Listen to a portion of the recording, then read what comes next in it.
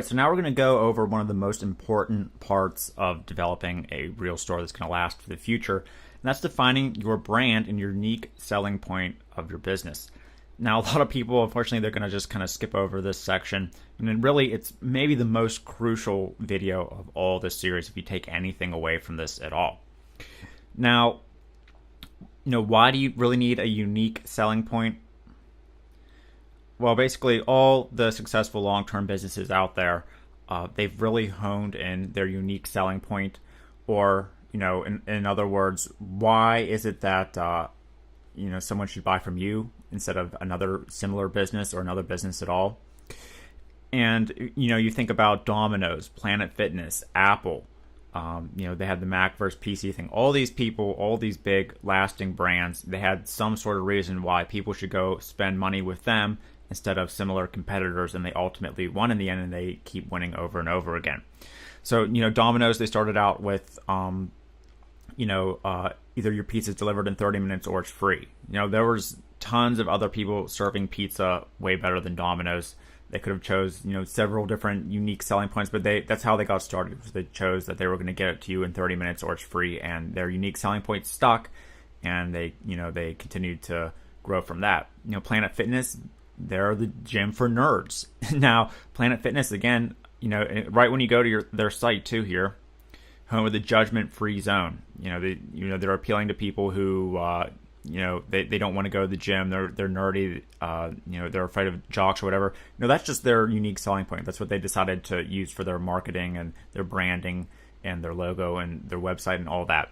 Now, as far as what they sell the same stuff millions of other gyms sell. They just have the equipment there, and it's a space where you can go exercise and you pay them money and then you leave. There's thousands of other gyms, probably gyms with a lot better equipment, a lot better teachers than Planet Fitness, but Planet Fitness is the billion-dollar or at least multi-million-dollar value brand at this point, just because they really honed in on the reason why people should come to them and invest in their products and their franchise and not someone else.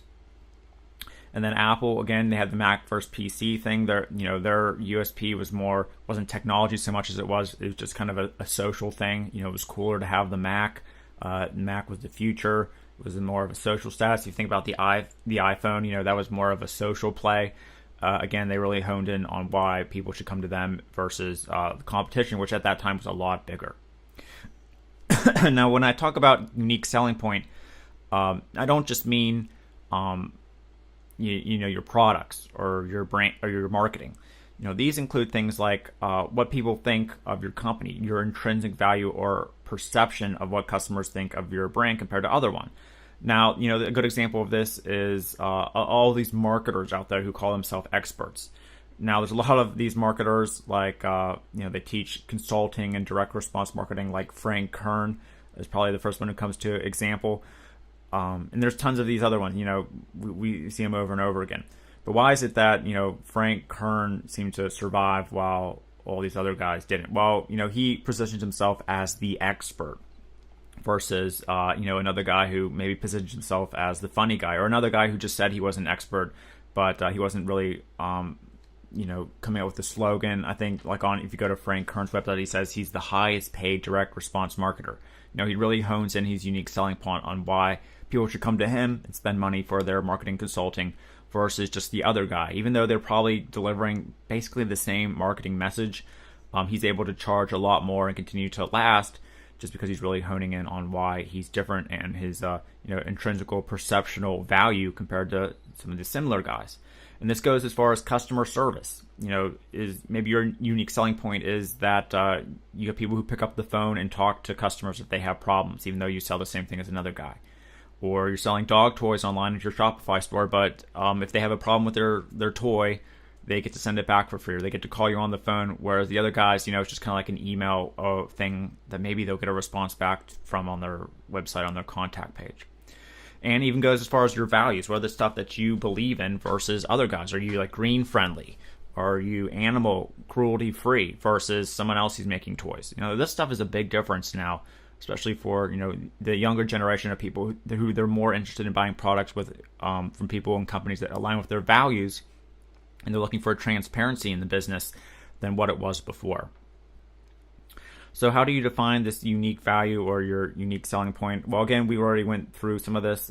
Competition research is the easiest way to start, and just check and see what else other people are doing, or if there's already a shop out there that has the exact same idea as you that's growing really fast, and it's going to be hard to compete against. And then again, you can go here and do the search with site myshopify.com, and then type in whatever idea it is, cat toys, and then start searching to see what's already out there. If people already have that idea you came up with, even if they do have your idea, and what are they doing that maybe you can improve upon that they're not really doing that great of a job on? So for example, on this one, are all these toys, animal cruelty friendly?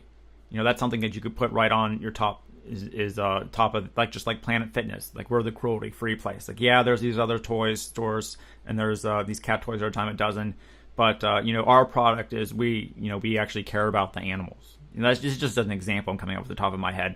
Ways that you can outmarket and spend and drive these other people out of business with your unique value or unique selling point. And then, of course, one of the easiest ways, again, is just to check Amazon and see if your product's already selling out there. If you have an idea, it's like, say you want to sell cat trees, you have a unique idea. What is already out there that's selling well? Is there already your idea out there that someone's trying to sell? Or is a similar idea out there that's selling, but maybe they didn't create it like you can, or there's some way that you can capitalize off of it. And I know a lot of people are afraid to do competition research because they have this great idea, or they think they finally found their niche or their product for their store, and they're afraid to go out there because then they might find it, and that means that they have to kind of scrap it and start all over. But you really don't want to launch a store whenever there's one exactly like it out there that's growing at a much rapid pace, and they already got a head start, because then they could put you out of business. So now if you come into the situation where you can't create a unique product right away, you don't have the money for the manufacturing, or maybe you just don't have an idea of what's really out there, but you just want to get something up, well, what else can you add to your company to add some defining value, unique value, that other companies aren't doing? Now, you can outmarket them. Maybe you upload some drop shipping products of cat toys to your store that other people are already out there selling, but maybe they don't want to go through the time to actually do a real video or actually order them from the company and then demonstrate them with a cat. You can go that extra mile and then make a video ad or a video on your website, and then you can outmarket and outconvert these other drop shipping sites. Or you can do better customer service, or how you present the product to the customer. So, for example, there's a lot of people who they do information product courses, and you can, kind of like this one where you can buy it and you get a series of videos. But what if, we were to package this up as like a live webinar, and instead of just, paying one-time fee, well, now you have to pay like a higher fee per month. Then each month, then you get this live training webinar. It's basically the same thing, but it's just packaged differently for you to make more money. Could you package it different? Can you roll those toys into like a monthly subscription, for example, instead of just one-time thing and then it comes to your house? Or can you do better service? Some way that you can provide better customer support, customer service than the other people, so that they buy from you and not from other people. Or maybe better design, you're better at communicating it. Something that's going to make you stand out.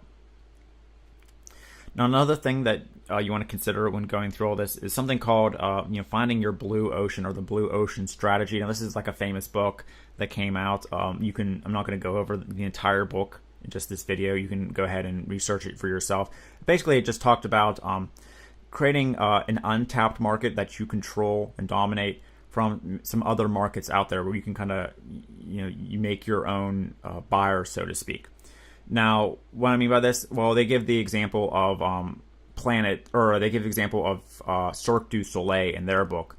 And this was basically, whenever they did the market research, this is kind of, if you don't know what that is, it's like gymnastics, but it's like in a circus environment, and you go and you pay and you watch it, you pay a high price, and it's, it's doing well, it's making millions and millions of dollars.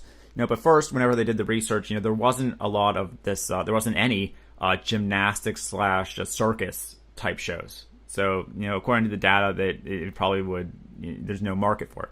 But they did know that there was a market for circus, which a lot of people pay, and then there was a market for people who are into acrobatics and gymnastics. So they combined the two different markets and put it out there, and then it was a huge success. And now they kind of own this gymnastics acrobat market, and it's really difficult for someone to create their own kind of Cirque du Soleil and get in there because it's already dominated, and they already are synonymous with this whole market. And it's kind of like with the Planet Fitness that put them up there as well, because this is what they kind of did, is they went out there, instead of appealing to the jocks and stuff like that, the people who usually come to the gym, they went after the nerds who maybe they want to get in shape, they want to go to the gym, but they don't want, there's something that they felt uncomfortable there. So they created their whole market where it's like the nerd person who works out, even though they really just sold the same thing as before. And then Curves kind of did this as well, only they focused on women with a unique pattern where it was like kind of a women-friendly environment where only, this certain type of women can get in, and that was their kind of untapped potential market that they created.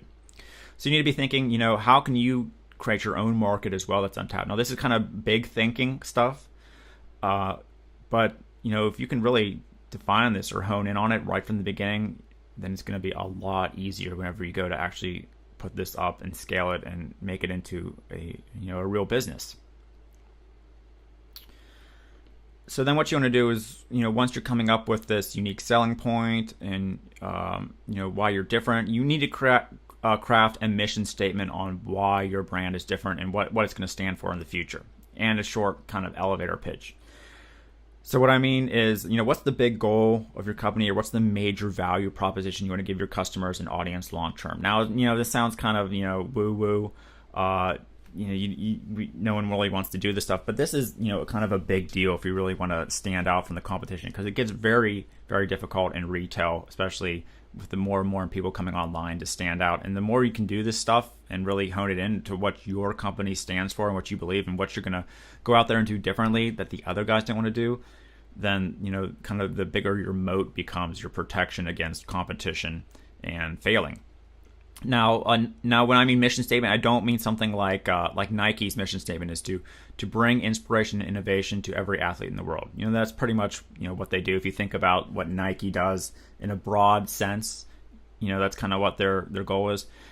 Their goal is not just to sell a lot of shoes and equipment. Now, that's what they're doing. That's what they're going after to make money and stuff. But, that's not really what they want to instill in their employees or what their customers want to see in their commercials. What they want to see whenever they go to sponsor an event. This is what they're all about, and that's what you need to really focus on.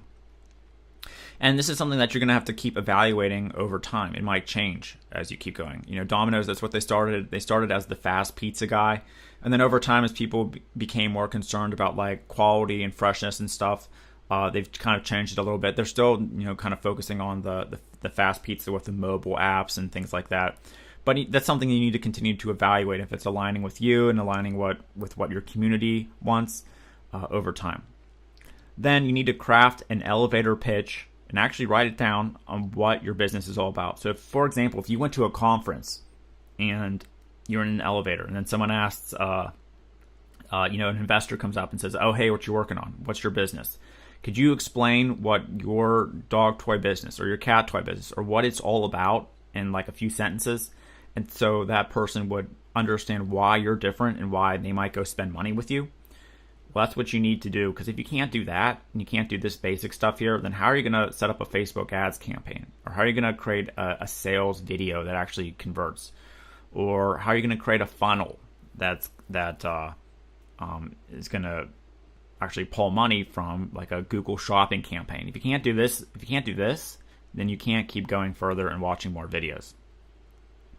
So again, this is like a 5 to 10 sentence, just quick pitch about what you're all about. Then we need to decide on the branding name once you have this. So what makes a good name? Well, here's some things to consider, and we're not going to go into detail to all of this, but here's some things that you want to think about whenever you come up with a good name, because this is, again, relates a lot to your brand and your message. So again, something that relates to your core audience, but it's easy to remember.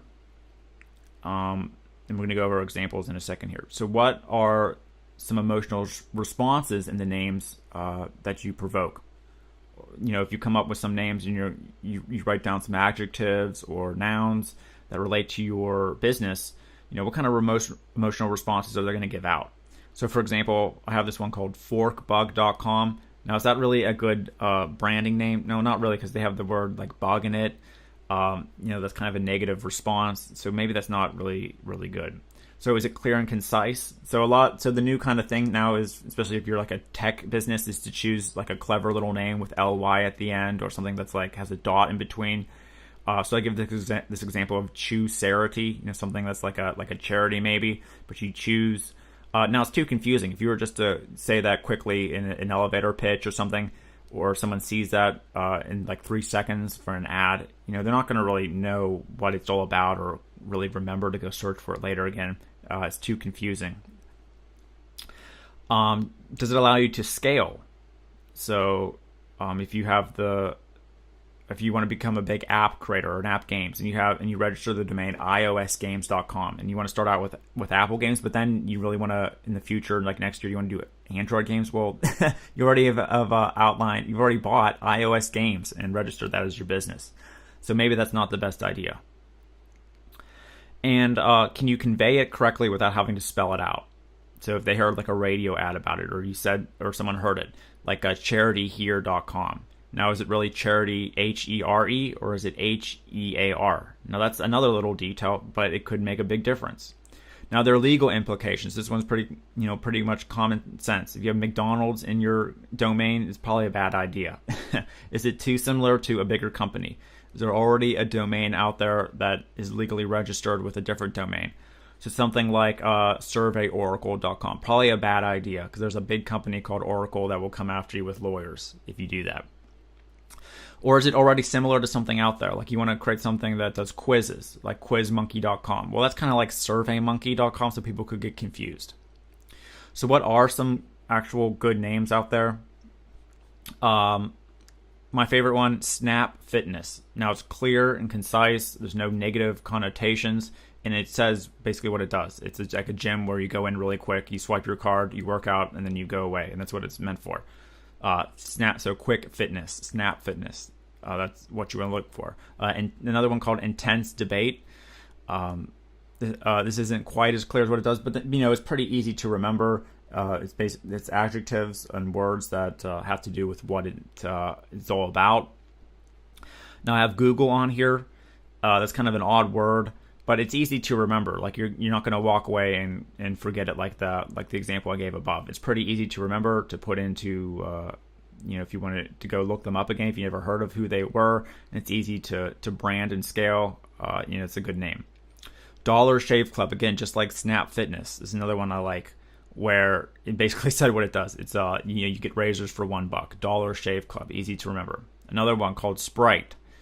This is the soda drink. It was named after the mythical fairies, and they're supposed to be refreshing and lively. So that's easy to remember as well. So what you want to do is compile a list of relevant keywords, and then just go out there and search for what type of domain that you can get for your store. So use a thesaurus, come up with like an adjective or adverb or noun, whatever it is, like lively, and then find some words that are related to lively if that's what you want your business to be about. You think that's what your branding should be. You can use something called Lean Domain Search to see if there's any quality combinations worth registering. This is a tool. You can use another tool called wordoid.io, and this is going to help you come up with similar but fictitious names that could possibly work, kind of like Google or one of these tech companies. Domain.nr. This is another tool that's going to help you generate clever abbreviations. This is especially great if you have like an app type business or startup. Then you can search for aftermarkets for your keywords. Now you can use buy domains and another one called SEDO. And these are tools where if you can't find your domain or it's already taken, maybe someone else can have it and can sell it for you. Sell it to you, I mean. And then also there's domain name portfolios. So sometimes there's companies that they just go out there and buy what they think are good names, and someone might want to register in the future, and they're just there for you to pay a little bit higher price to get if you can't find it on something like GoDaddy. It's already taken, but you really want it for your business. And then you need to come up with a great slogan too. And yes, there's been some good slogans that have made and defined companies. So Nike's was "Just Do It." It's pretty good, easy to remember. A lot of people talked about it. This one I hear all the time: Geico Insurance, 15 minutes. The rest you've probably seen in the commercials. Could save you 15% or more on car insurance. L'Oreal, because you're worth it. It's another great slogan. The beer, Dos Equis. They have that most interesting man in the world. If you think about it, this beer was just kind of like a bad Mexican beer. There was tons of them just like it. But they're now $1 million brand just because they did this most interesting man in the world type campaign and slogan. That's what everyone remembered. Then everyone went out and bought it, and now it's in thousands of restaurants. But really, it was just the same kind of beer that there's already, tons of companies were already making out there. So yes, a good slogan can make or break your business. And then throughout all this, don't get caught up in the perfect name. If you can't find a great name, I know that there's other people, and myself included, that they didn't want to start their business or their niche store or their Shopify site because they couldn't get the perfect domain name, and they kept getting caught up, or they couldn't find the great the perfect slogan. You can always rebrand and change later. Just get something out there and start testing the market. Again, action is always taking action, always a lot better than getting it right. Because there's too many people that they'll get caught up in all this stuff, and then they'll never take action, and then nothing will ever happen. Then you need to go out there and create the logo and come up with a design strategy for your business. Now, you don't want to really launch your Shopify site fully. Obviously, you want to go test it and stuff. We're going to do some examples of that. But you really need to have like a great logo if you want to really do this going forward, and a decent design strategy to make it look part of your brand, part of your message. And what you want to do here is one of the easiest ways is just to compile some images and graphics that relate back to who you think that customer avatar is, and then just create the design from that. So if you're advertising to punk rock people, you're not going to have like pinks and yellows. You're going to have punk rock type stuff or a type of design like that. You don't want to, you need to make it relate back to that customer audience. Now, what you can do here is go to a site called, as far as logo creation, called 99 Designs. And what you can do is type in 99designs.com/discover. And then you can go through here, and these are different magazines, logos. And you can get a sense of what kind of logo that you want. So what you want to do here is, if you want like a cartoony type thing and you think that's right for your brand, pick out some designs here. It's the links to the designs that you want. And then what you can do is you can either start a contest on 99 Designs, because it's really a crowdsourcing type site for design. And you can start a contest, and a lot of people will, they'll check out the logos and brand that you want, and then create some ones, and then you rate the one that you like and then pay them. And also you can go to another site called Freelancer. It's not quite as expensive as 99 Designs. The designers won't be quite as good.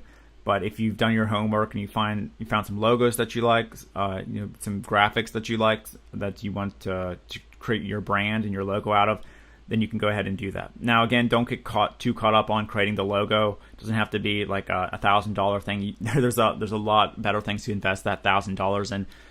Just something that's that helps your brand, and you can always go back and invest more on the logo as well.